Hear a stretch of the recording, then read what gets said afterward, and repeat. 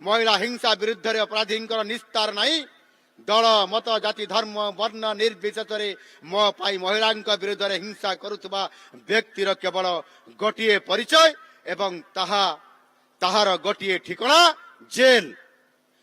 माननीय मोदीजी परिकल्पना लाखपति दीदी योजना ओडिशा रही सर्वाग्रे कारण आम पाई महिला सशक्तिकरण होउची एक प्रतिबद्धता स्लोगान नुहे। महिला सुरक्षा आम सरकार सर्वाग्रे एथिपाई आमे शून्य सहनशीलता नीति आपणाई दायित्व नबार 4 मास मध्य कही विगत दिन मानक महिला हिंसा विरुद्ध दंड हार कन्विक्शन रेट 2022 रे थिला 9.2% एवं 2023 यह आहुरी ह्रास पाई 6.9% रे पहुंची थिला।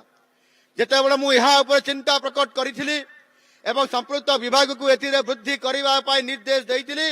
आज मो पाई किछिटा संतोषर विषय जे 2025 रा प्रथम 6 मास रे एही दंड विधान हार 41% रे पहुंची पारिछि। जून मास रे यह 62% रो भी अधिक होइछि।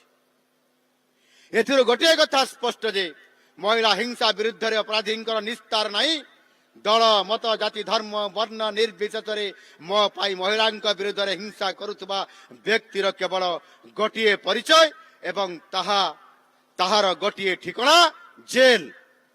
एथिरे कौन राजनैतिक संरक्षण नहीं।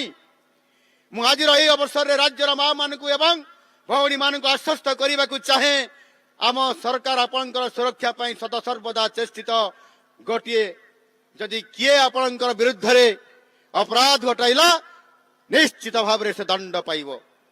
यार प्रमाण होउची जेते सब महिला विरोधी हिंसा घटी सबु अभियुक्त गिरफ करा जाइछि तांकु जेल भितर भर्ती करा जाइछि।